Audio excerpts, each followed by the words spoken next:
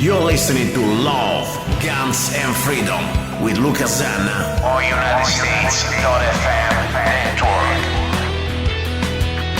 Here we go, guys. You're listening to Love, Guns and Freedom with Luca Zanna on K-Talks 1340 AM and on United States.fm network. This is the hour about guns.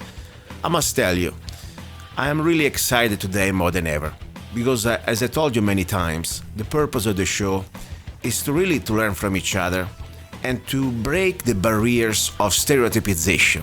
Hope I say it right. Stereotypization. My God, only God knows if you can understand me. But that's not the point. The point is I'm really excited because, when people ask me, oh, you're a gun owner or you like guns, and then they start to put you in that type of, closet, okay? They say, okay, you must be a hunter and you must be, your political opinions and blah, blah, blah. You must be a right wing, whatever. That's wrong. I really believe that when it comes down to guns, a more important Second Amendment, it's a right. It is not just like the sport. For me, it's a right and it's a duty as a human being to defend freedom and to defend innocent life. That's what it's about. So when it comes down to that, I think that's right should cross every type of political party or sexual affiliation. It's not about party, it's not about sex. It's about freedom, it's about life. It's about, as I said, defending innocent life and also defending our rights to live our life the way we want. That's why really I'm so excited today because I've been listening and I've been talking with friends about this organization a long time ago. When I came to America 18 years ago, I was into guns pretty soon. And then in 2005, somebody told me, hey, by the way, there is this group called the Pink Pistols, and they're really good about the Second Amendment. I said, wow, interesting. And of course, I was learning a lot about all this. So anyway, today I have the spokesperson, or at least the first speaker, I guess, of this organization called the Pink Pistols. Now, let me see if I do not distort his name again, like normally I do with everybody. His name is Gwen Patton. Are you there? Yes, I am, Luca, and it's she, not he. Oh, sorry. That's okay. That's okay. Great. I'm sorry. I'm let's say sex blind. I just consider as a human being. I have no idea, but that's great. I'm so excited. I tell you. To this, for me, one of the most, I have on this show, on this hour, a lot of great people, like normally gun gurus, gun instructors. But today, for me, is one of the most exciting day that I have. Because this is exactly the purpose of the show.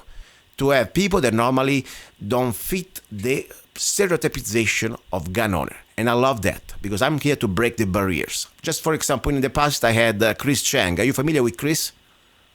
Oh, I know Chris very well. He's a member of our organization. Perfect. And I was so happy because it was one of my most exciting shows. Everybody said, oh my gosh, I can't believe it. That's great.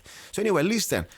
First of all, sorry for the he and she. That's my pleasure to call you my sister in freedom. Can I do that? Can I start with that? You certainly can. Very good. So now I want you to introduce yourself a little bit and introduce a little bit your organization, because I think everybody should know about this.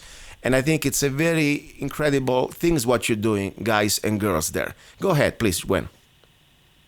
Okay. First, I'll let you know a little bit about the organization itself, how it came to be. Pink Pistols was founded in the year 2000 as a response to an article written by the openly gay columnist Jonathan Rausch on Salon.com. The name of the article was Pink Pistols.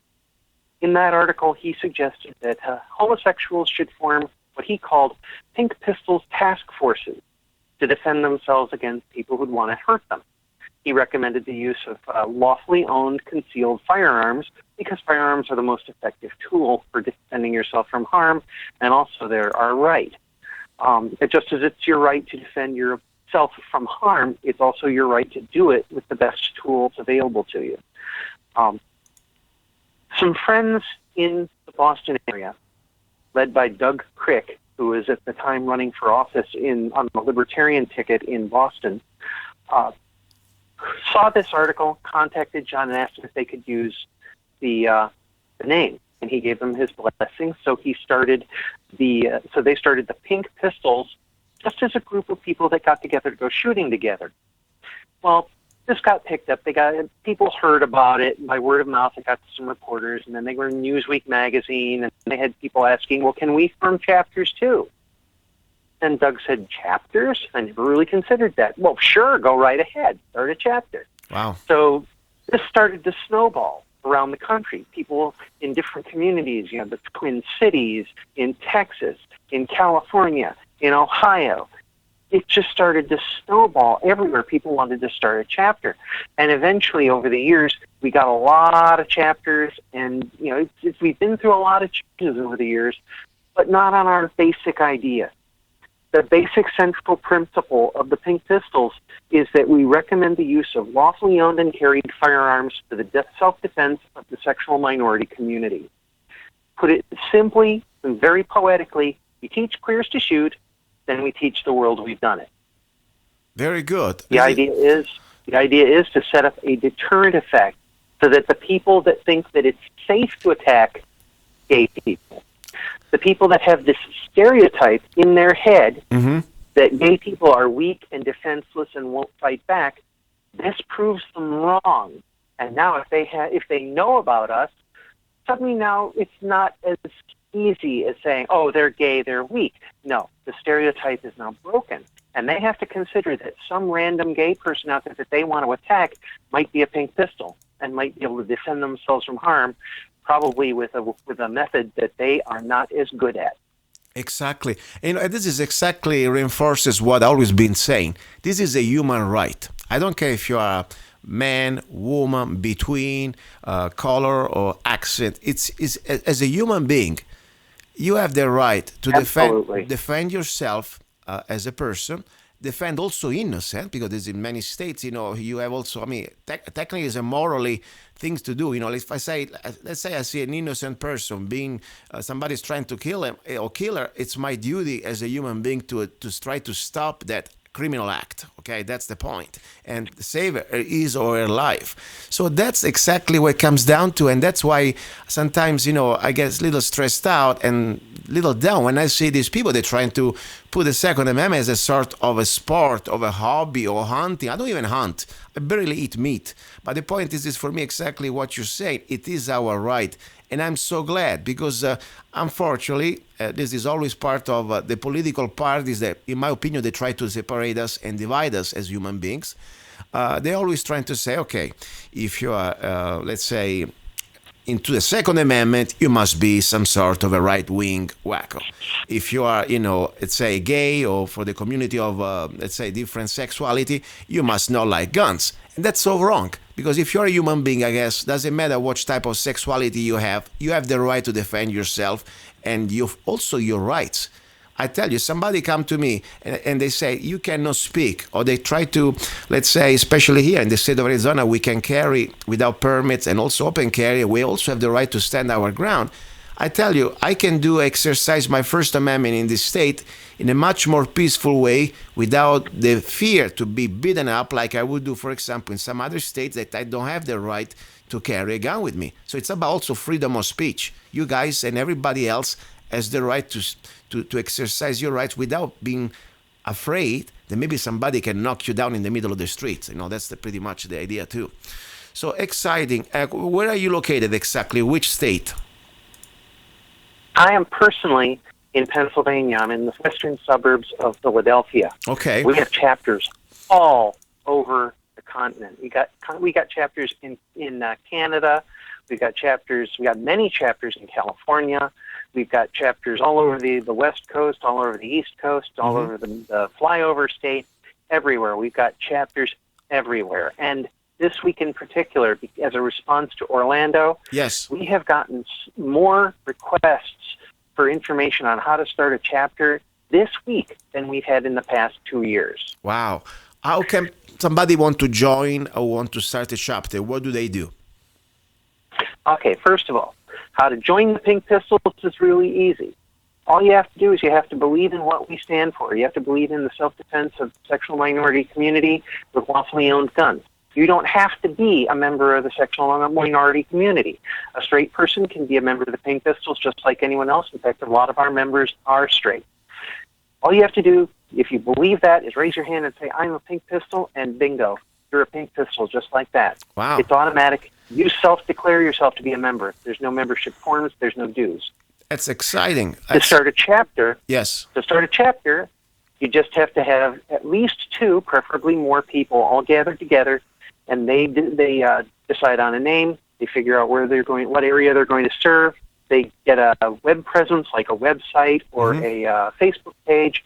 They let me know that they're all together and that they're doing this, and where I can link them, and then I put them on the website.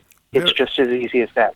All of this is in our Pink Pistols utility manual on our website. Excellent, excellent. And let's give your website, please. This is very good. You want me to give it? You give it. It's better. You got a better accent. Absolutely. Pinkpistols.org. That's pinkpistols.org. And I will put also the link of this website, hopefully with a photo of one of your members. I really like that. And by the way, just for the listeners, I have a pink wig, just to let you know. I never told you that. And and I have also a pink rifle. You don't know, but 3 years ago or so, I think, I know for sure, I did a YouTube. I was trying to reach out to the community of, I'm a straight guy, okay? I'm sure my listeners understand, but I don't really care what they think anyway. The point is, I did that video because I wanted to share the concept that this is a human right, and I wanted to hope that people like you, that normally they try to always to put them in, hey, he's a gay or he's lesbian, must be follow the agenda of what the party says. No, you use your brain and you understand this is a right, valuable, and belongs to every human being. So I did this video, I'll send it to you, by the way, that I was shooting I have a little pink rifle. It's an AR-15 MP, pink and black, very cute. And I have my little pink wig and with pink glasses and a pink purse. So I wanted to make my little point. It was a little fun video, but it was very serious. The message was very serious. And I say, hey, guys, let's unite, because this right belongs to all of us, but for sure, for people like they always could be in the crosshair, and today could be a gay, tomorrow could be a lesbian, tomorrow could be also a white guy in the wrong neighborhood. Okay, doesn't matter. It's always question. Minority is always question wherever you are. Today you're a minority, but tomorrow the other person could be a minority. So it's about human rights. So anyway, this little video was pretty fun, and I'm gonna post a photo of myself with my new pink hat that I have. But anyway, back to this. First of all, I was going to ask you something. If I want to, you said before, even straight people can join the club. Now, there are no memberships, so I would like officially, with all the witnesses of listeners, future and present, since this show is going to be on YouTube for posterity, I would like to join the Pink Pistol organization. Can I get your special blessing? You are now a Pink Pistol with all the rights and duties thereof. Excellent. Now, this is really good. I love that. Now, in Arizona here, I see that I live in Mojave County, Arizona, okay? It's northwest Arizona.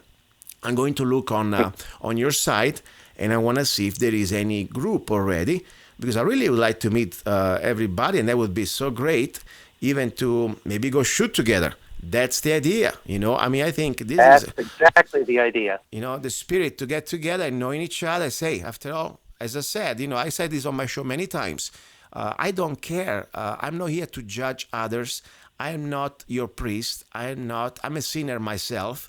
And I'm not here to tell you how to live your personal life. All I care that, I don't care if you're straight or gay. All I care that you respect me and you do your personal things in the privacy of your space, like I would do if I was, and if you are a straight guy, I don't like you do things in front of me. Do it in front of your, in your bedroom or in your car, whatever. But my point is, beside that, none of my business. That's the way the spirit also of the show. It's called Love, Guns, and Freedom for a reason. We don't want government to legislate morality. That's not supposed to be its business.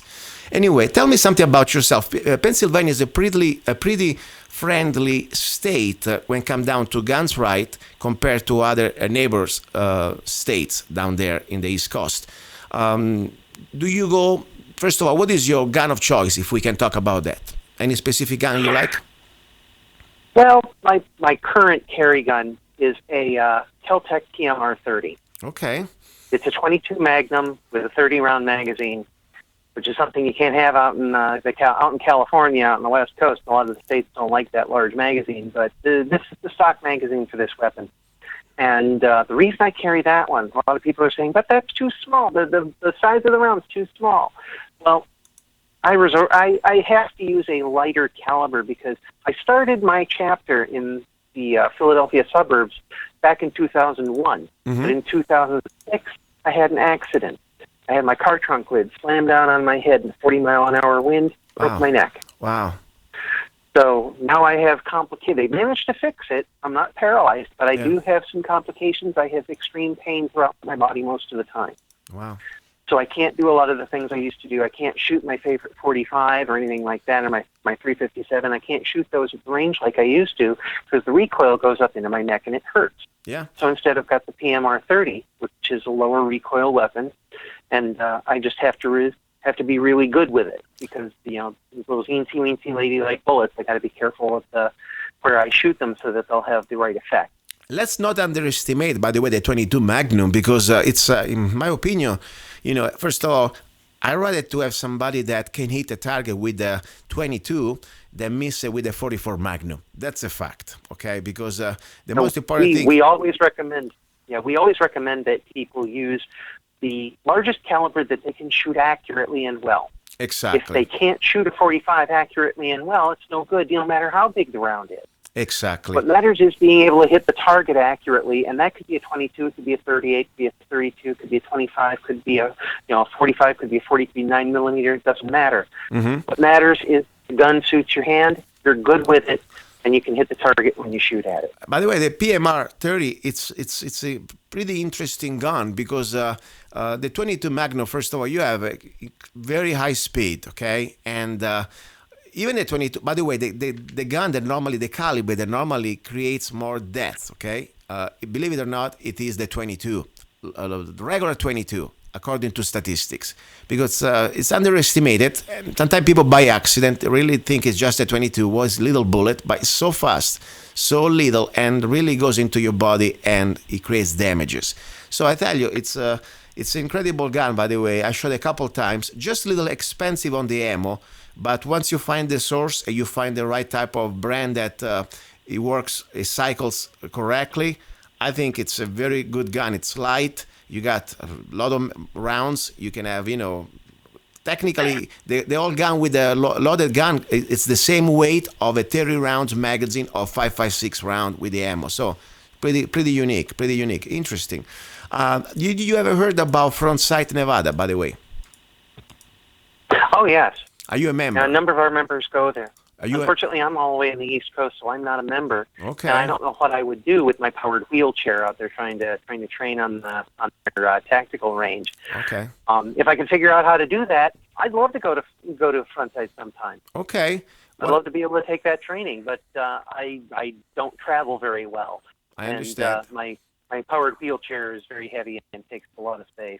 I was going to offer you, just because I really like what you're doing, a Front Sight. This is not even sponsor, it's me, okay? Front Sight is not my sponsor. I am a life member, and I've been going there several times, and I'm pretty close. Differently from you, I live 3 hours away by car, so pretty lucky. So anyway, I purchased several packages of membership that I like to, of course, share. People normally get them from me. But I like also to give them to people like yourself, my special guest, and if you want, I would love to give it to you. If you are able to travel, let me know. I would like to give you as a gift. Or let's say if you cannot do it, if there is any special member, I can afford just one, okay? But I would like to donate one lifetime membership to yourself or to any member of your group that you maybe can do, I don't know, a draw or some sort of a little competition, whatever you like. It's a lifetime membership at Front Sight Nevada offered by myself. So let me know. All you have to do, let me know, write me an email, and I'll provide all the information how to get it. I really appreciate that, Luca. That's an incredible gift. Very good. Because hopefully, but if I can't make use of it, I will try to find somebody that can make good use of it, because one of the things we are very strong about is emphasizing that people get training. And not just training punching holes in targets, but getting training so they know how to respond to a to a criminal act or to an act of terrorism or to some other act where they have to respond to someone shooting at them. It's not just shooting holes in paper. Exactly. It's completely two different stages. Everybody, after a little bit of practice, you can hit a paper target that doesn't move, it doesn't shoot back. In the good day, under the under the shade, ideal conditions. Then when it comes down to real life training, you must find the type of training. And I tell you, Frontside, I really believe it offers an incredible curriculum available to regular people like us. We don't need to join the army or special forces. So that's why. And the good thing is, wherever you find somebody that will be able to get this gift that I'm giving you guys, then when they come back, when this person comes back, they can share with you everything they learn. And that's the most valuable part, whatever the person. Absolutely. You go back and you share, by the way, this is the curriculum, and you can get your basic curriculum and going through together, and that's the spirit. Okay, listen, now let's talk a little bit about Orlando a little bit. This been already, probably you've been already so many times talking during the last few days about this, and I don't even want to focus too much on that, because there is a point that this is a right. I don't care if 51 or 99% of the population, they want to sign that petition for the White House and say that just because they got a majority, I'm supposed to give up my rights. I don't even play that game. But still, we need to put some logic, and my goal through the show is to try to reach people that maybe they're a little bit on the fence, and we need to win their heart and mind and say, hey, wait a second. This is not the fault of a gun. I don't care which gun. And by the way, this is not even an AR-15. I don't care if it was an AR-15. This individual that perpetrated allegedly, because so far we didn't have we have the evidence, but I would like to always see the final official version or whatever they say. It's not about the rifle. It's about the person. So I like to talk a little bit. Maybe if we can try to reach out. People normally they're on the fence, or they think guns, they're so evil and we need to ban them, and automatically and magically we're all going to live in some sort of a kumbaya perfect world where no crimes is going to be perpetrated. Give me your input. What do you think about this Orlando? How could be prevented it? And what do you think is wrong in that situation? Besides, of course, the fact that innocent life, they were completely it's not even killed. That was like a slaughterhouse. 3 hours waiting for the cops, for what I heard. Are you familiar with that fact that more than 3 hours pass? Yeah. Mm-hmm. What do you think? Yeah, what it is when it became a hostage situation, when Mateen took hostages in the bathroom at the club, then it turned into a hostage situation, and the police just couldn't have a shootout with him and kill him and get him out of there. They had to proceed very carefully, and the SWAT team had to come in and try to negotiate. And there's a protocol that they have to follow that is to try to minimize the amount of danger to the hostages. And eventually, they just had to go barreling in there. And from what I gather, there may have been some people injured by the police in the process of getting Mateen. But this whole thing is predicated on the problem that people associate alcohol and guns badly. They say alcohol and guns don't mix. Mm-hmm. And I agree. You never want to be drunk with a gun. That's just not right. But if you're just being in a bar doesn't mean you're necessarily going to be drunk. Exactly. What I thought was if we treated it like driving under the influence, if the law was changed, that club was a gun-free zone. It was a victim disarmament zone because it's not legal to have a firearm in a bar in Florida. Mm-hmm. So my suggestion is change that law so that it's no longer illegal to have a weapon in the bar. It's just illegal to be drunk with a gun. Exactly. Make their blood alcohol level, even if it's 0.01, a blood alcohol content above which they're in deep kimchi. They are in real trouble. But below that, they're golden. Gwen. That way we can have not just designated drivers, but designated defenders. Exactly. In Arizona, we have this one. Let me tell you what we have. We have recently, a few years ago, a law that if you are a CCW holder, of course, here in Arizona, we can carry guns concealed without any more CCW, okay? We don't need permits. It's like Vermont. But if we want to walk into a bar where alcohol is served, we must have a CCW, and we must not, like a designated driver, we're supposed not to drink, but we can eat and do everything else. So at least you always have somebody that could be the driver, and of course also, as you said, the defender. So, and that's, I think it's a very common sense law. But another thing, I'm pretty disappointed with the club owner, because if you have anyway such a big number of attendees, of patrons, and you need to put security. And unfortunately, the cops is always a few minutes away when you're already dead. I was hoping at least among the security that I'm sure that he had or she had, the owner of the club, maybe it was some armed security. Are you familiar with anything like that? Maybe there was any armed security. There was one armed bouncer. I believe he was an off-duty police officer who was acting as a bouncer that night. But he engaged Mateen outside the club and then ran out of ammo. Oh my gosh. He didn't have very much ammo with him. He ran out of ammo, and Mateen, they thought he was wearing a suicide vest, but it wasn't. It was just all the ammo he had in this vest that he was wearing. He had piles of ammo. Yeah. So he didn't have to worry about how many rounds he expended trying to get past the guard. Yeah. But the guard only had like one magazine, 12 rounds or something like that. So he couldn't engage him long enough to really get any benefit. Wow. That's another reason why I carry that DMR 30. It's got enough ammo that it might actually be able to make a difference in a situation like that. Yes. Also, we had the problem that it was at the end of the night. It was just about to close. It was at 2 a.m. They had just issued last call. They were trying to get people, packed up to go. Everyone was tired. The bouncer was tired after a long day, and he got surprised. And when you got the element of surprise on your side, you've got a really big advantage. Yeah. So the attacker had ammunition, he had surprise, wow, and he had the fact that the defender didn't have a lot of ammo. Yeah. So he was delayed, and the fact that there was someone armed on the premises is probably what caused Mateen to eventually take hostages. Wow. Probably more details that I do. I mean, I didn't know that part. And thank you for sharing, by the way. And this is one of the first things I always say, and I like to share with my listeners, there've been many cases in the past, and some they are so sad because they ended up so bad. There was, for example, an off-duty policeman about 15 years ago or so in a little part of Los Angeles that he was shopping with his little son at the convenience store. And he just carries his little back gun, like a revolver 38 special with probably 5 or 6 rounds at top, okay? And he was minding his business. Out of the blue, they come like 3 guys, and they start to go for a robbery.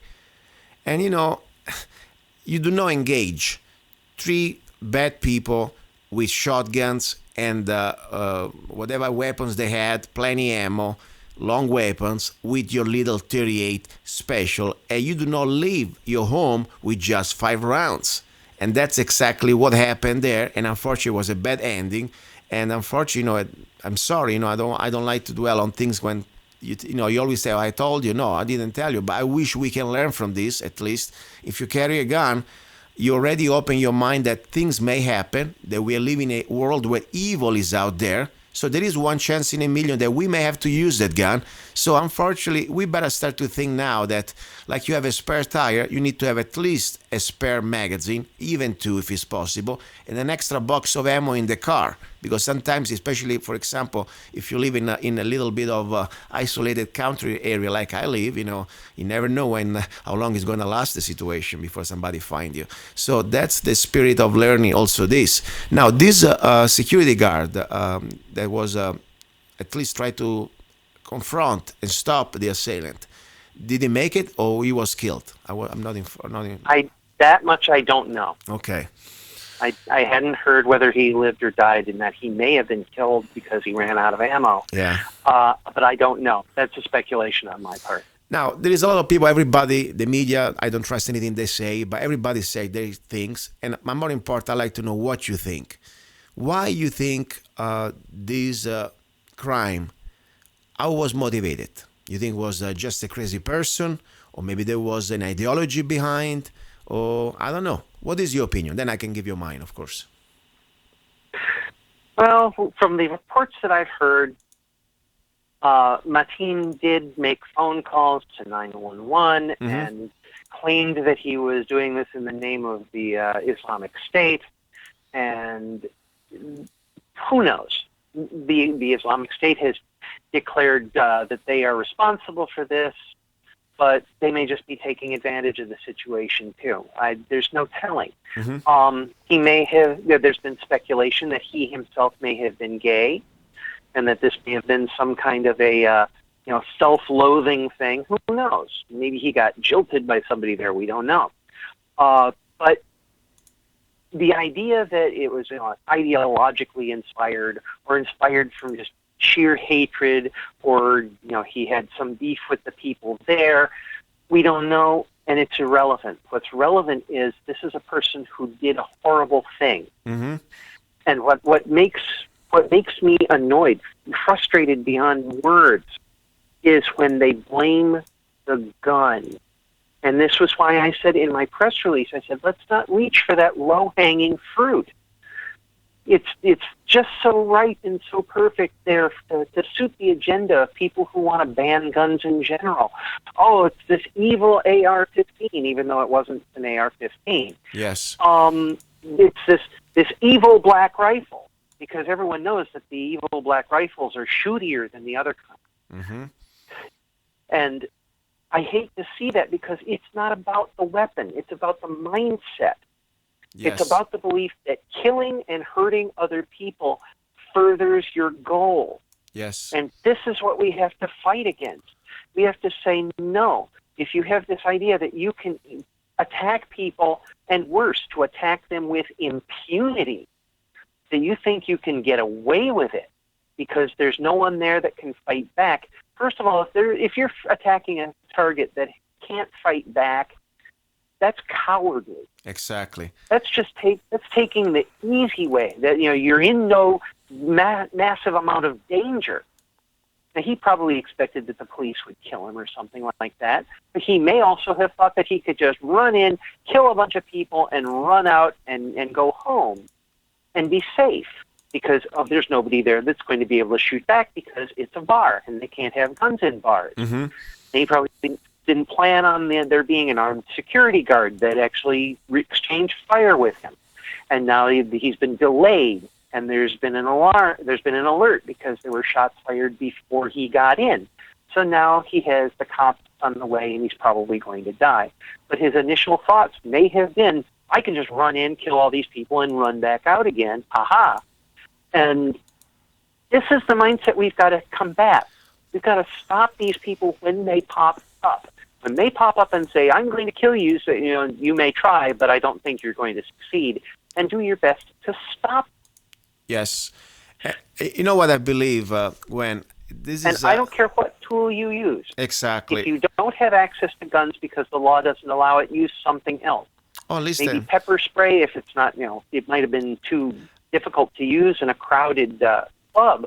But if you're right up next to him and he's right in your face, and you can swing up your arm and spray him in the eyes with pepper spray, that may slow down his ability to hurt anyone else.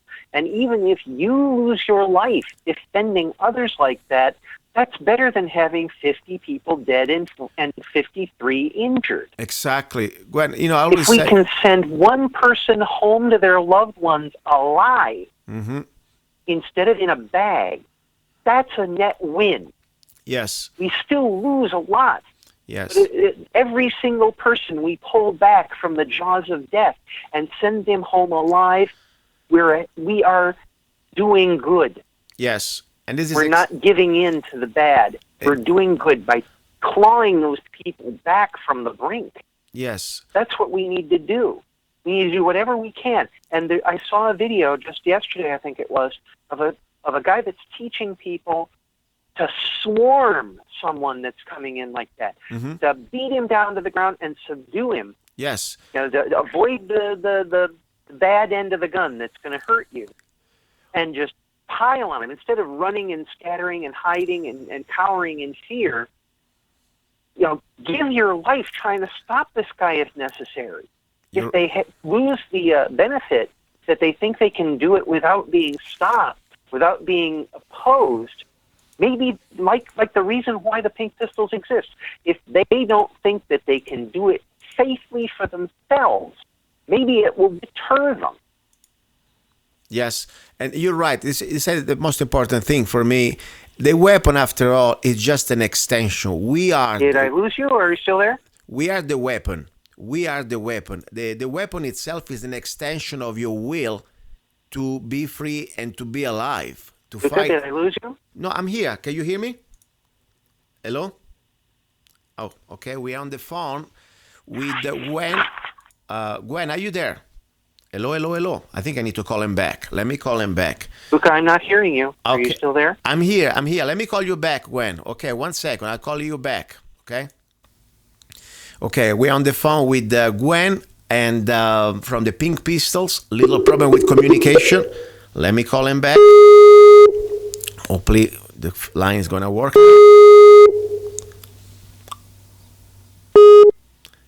Hey, Gwen. Yes. Sorry, I lost you. You lost. No, I heard everything. You were talking and you couldn't hear me, but now I think you can hear me, right? Yes. Perfect. Call is now being recorded. Perfect. So what I was trying to say, when you say something very important, after all, the weapon is just a tool. We are the weapon. Our mindset is the most important weapon.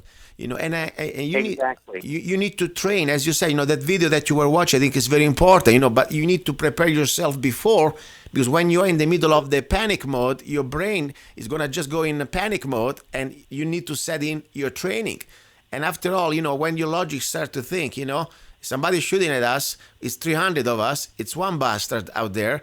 Instead of running and becoming like a bunch of little rabbits running around and hunting season, we are becoming now rabbits with the teeth, that we're going to jump on his neck and we're going to bite his neck. That's why I don't care if I have a weapon, a gun, a pencil, or just my finger.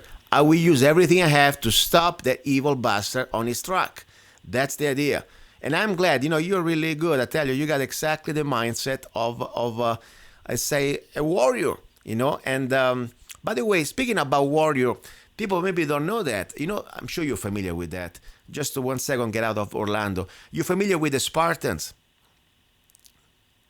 Oh yeah, the Spartans. Oh yeah. They were pretty gays. You know that, in battle.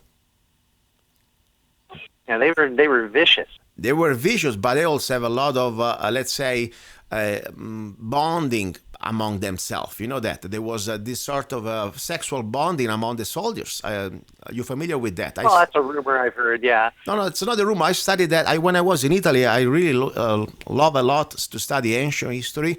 I did classical studies and reading different, also philosophy like Plato and different books. That was a fact. Let me tell you, I'm not saying that must be a good or bad. It's just the fact that the Spartans, as much as they were very macho and, probably the most trained warriors in the ancient Greece, they had this sort of, let's say, very close relationship among each other. And also there was part of, let's say, some sort of strategy to really bonding together in the battle. Because in the battle, they were looking at each other almost like they were lovers. And they would die for each other. I don't know if they were family. Yeah, they were family. I don't know if you were familiar with that. I wanted just to share with my listeners. Probably they think I'm crazy, but that's true. I mean, that's part of history. So I don't know if you were aware of that, but I wanted just to share with you something maybe new to share with your friends, So the Spartans, not everybody, but most of them, it was common and was a normal thing for them to have a relationship among each other. And on top, of course, they have women and wives and whatever. That's another story. Listen, I want to give you the floor, because this is exactly the idea. I would like you to talk for a moment, like now you're talking to people that hate guns. Because if they listen to me, they think, okay, it's Luca, the crazy gun nuts that he has 3 guns in his car and he goes shopping at Walmart with an AR-15. Always never breaking the law. I mean, Arizona, I do that correctly by the law. But instead, coming from you, maybe they can say, okay, let's listen to Gwen. He's a guy, after all, that maybe is more normal and more sane than Luca Zanna. I give you the floor. talk to this type of stereotype of people that normally they want now to ban the guns for all of us, and they're begging Obama to be good daddy, and just because somebody else, one person out of 300 million committed a crime, now the rest of Americans must pay the penalty to have our right gone. I give you the floor. Go ahead. Okay, let's see. Where can we start? Let's start with the AR-15. Now, given that this wasn't actually an AR-15 that he used, but it was a, quote, evil black rifle, unquote, let's consider, what is an AR-15? First of all, I'm going to say it's not, the AR does not stand for assault rifle. It stands for Armalite rifle. Armalite was the company that developed it for the military originally. Now, it is not a weapon of war. It was developed as a machine gun that became the military M16. The machine gun is the one that when you hold the trigger back, it keeps firing over and over and over again until the magazine is empty or until you let go of the trigger.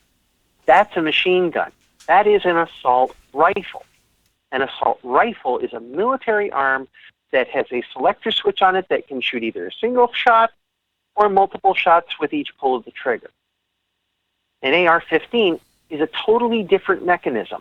It only looks like an M16. The interior guts of the weapon shoots only one round every time you pull the trigger, so it can only fire as fast as you can pull the trigger. But that's true of any gun. It can fire as fast as you can pull the trigger until you're done. Revolvers can do that.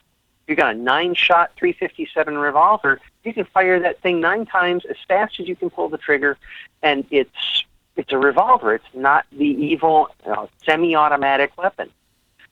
Now we get to the term semi-automatic. Mm-hmm. It's not fully automatic. It's only semi-automatic. The only automatic part about this weapon is that when you fire the bullet, it ejects the empty casing and takes another round from the magazine and puts it into the chamber. Then it stops. Then it just stops and waits until you pull the trigger again. It's not like a fully automatic weapon that also keeps firing as it's putting the bullets into the chamber. So it's only half automatic. That's why it's called semi-automatic, and it's not a machine gun. Exactly. We have not been able to legally own machine guns that were manufactured after 1986. So most of the machine guns that are out there from like Desert Storm and all the other wars that we've had since then in Afghanistan, those weapons are not available for civilian use. And there's only about 150,000 total fully automatic weapons that are privately owned in the United States. And those people that own those guns, first of all, they had to pay massive amounts of money for them. They're incredibly expensive. Second of all, they had to go through multiple background checks.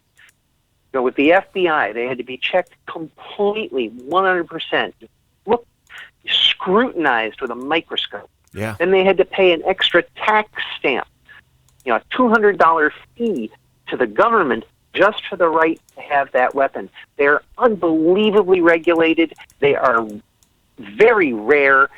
They almost never come on the market. They're held by collectors that keep them locked away in vaults.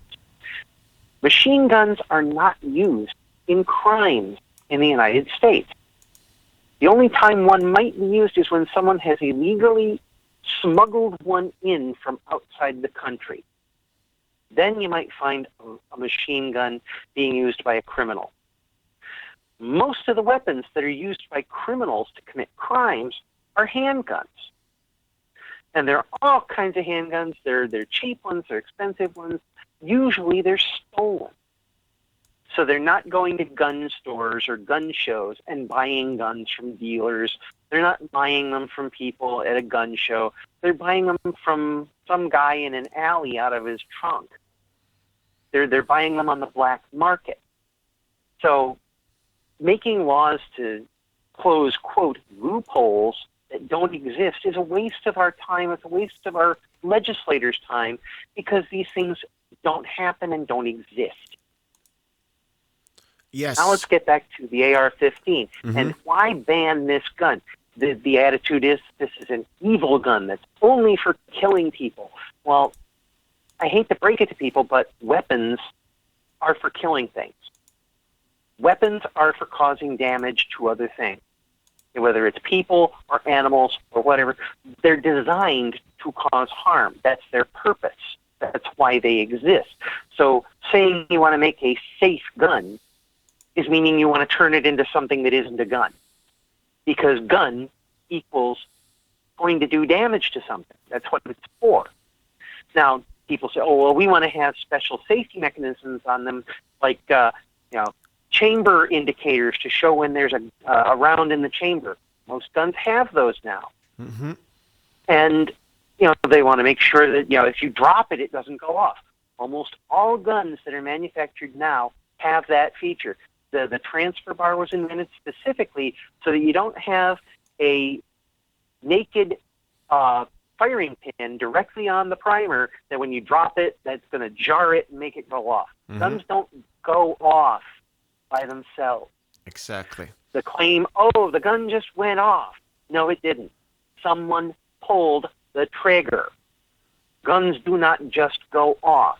Guns do not commit crimes. The phrase gun violence is an oxymoron. The gun is incapable of perpetrating violence.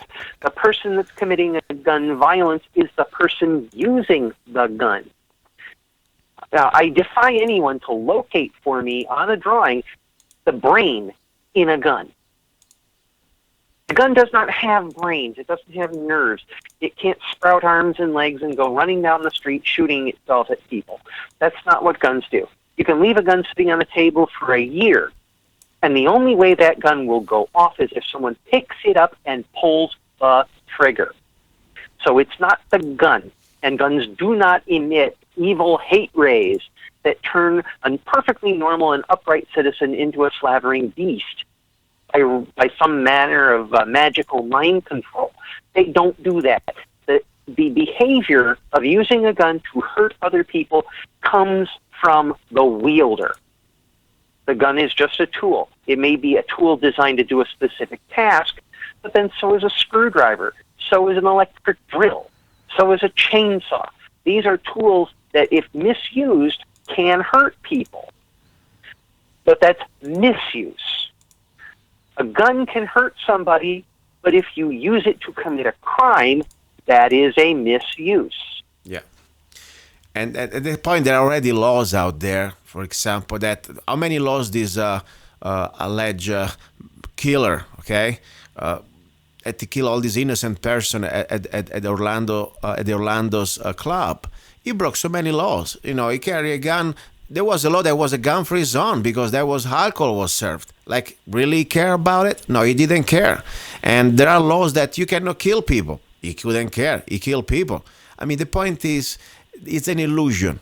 A world that evil doesn't exist is an illusion. I wish we were all angels and we love each other. That would be great. Unfortunately, I really believe this is a battle between good and evil in this dimension.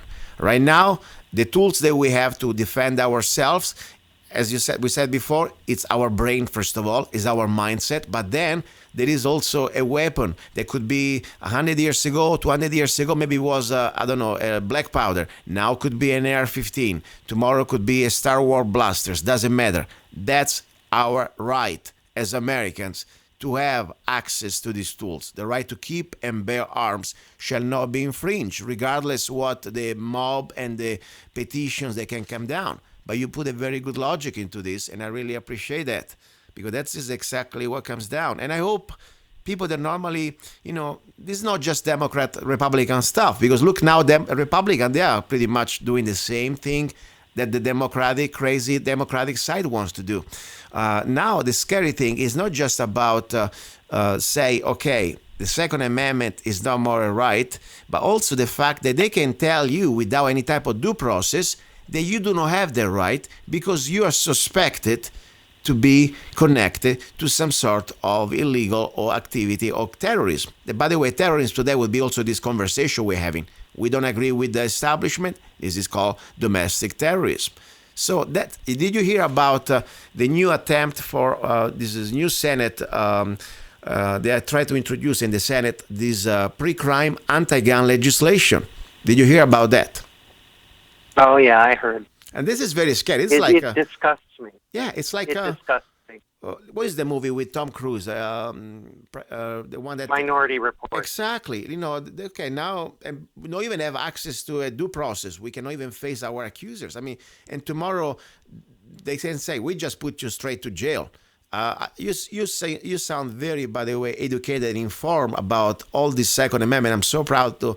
I tell you, many other guys that I know that they don't even know half of what you know. I'm so glad that I have you on my show. Did you ever heard, just to come out from a moment from the Second Amendment? Did you ever heard about the National Defense Authorization Act of 2012 with the clause of indefinite detention? You ever heard about that? Oh yeah, the NDAA was a big issue. Yes. Because it had so many things in there where you could just be, detained. Mm-hmm. And they don't even have to tell you what the charge is. Yeah. There doesn't even have to be an official charge. And they can hold you for as long as they like, just on suspicion. Yeah. These are the tools of a police state. Exactly. And I hate to sound like a conspiracy theorist, No. but when you see the feathers appearing on the duck, yeah. you got to believe that that's going to be a duck. Yeah. Listen, I want to say really, I'm proud to have you today on my show, and I call you my sister in freedom.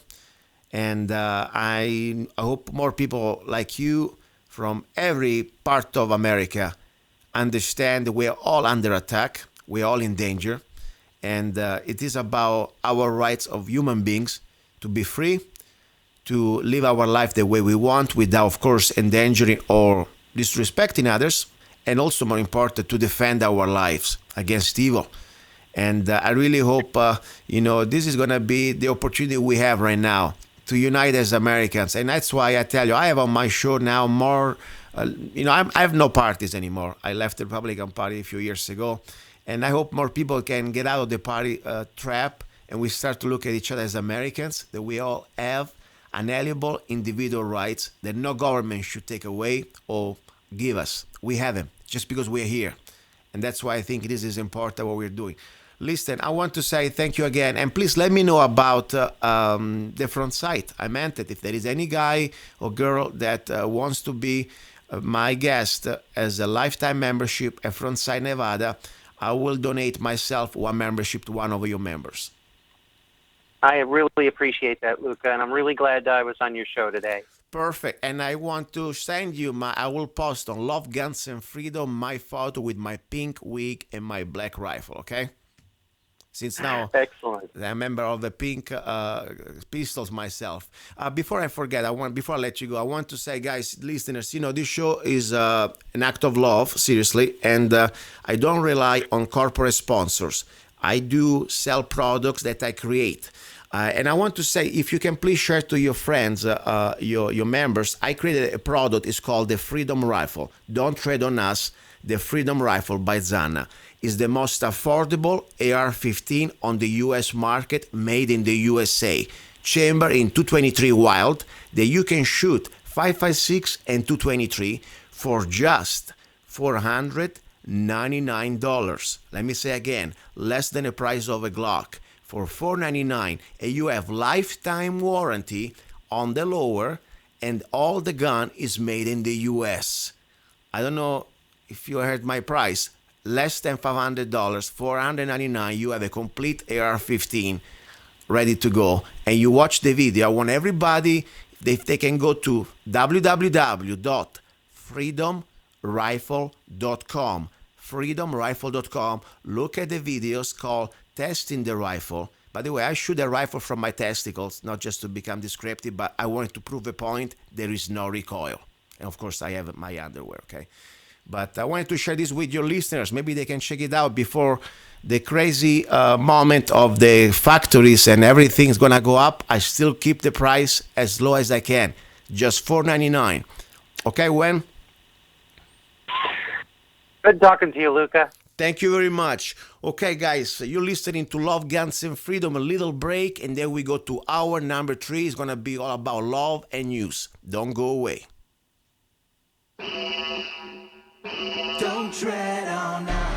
Do you want social justice? Now I give you social justice. The Zanna way.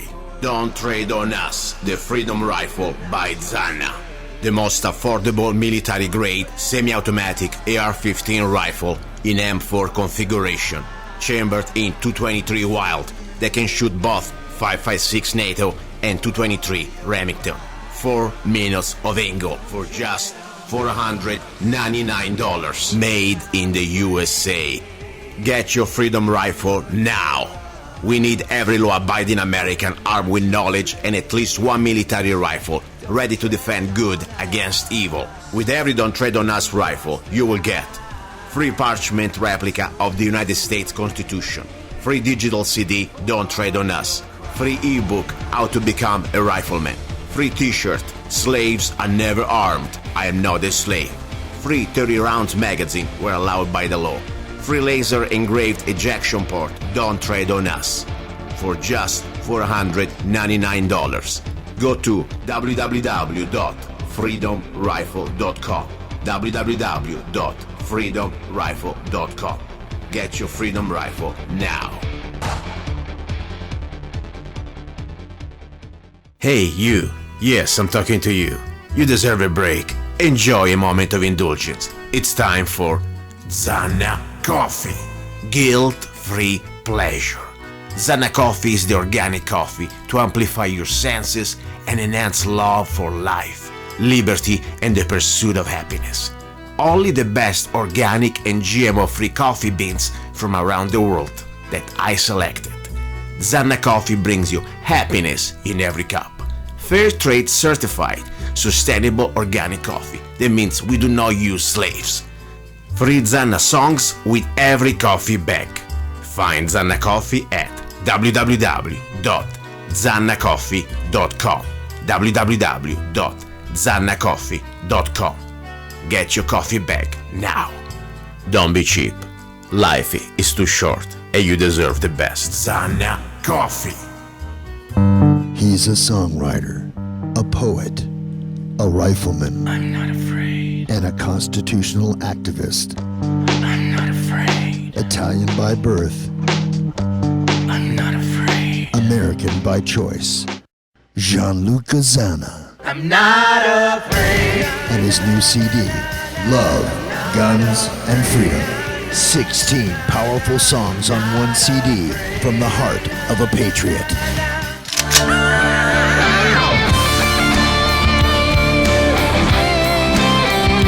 For download or to order the CD, go to www.lovegunsfreedom.com.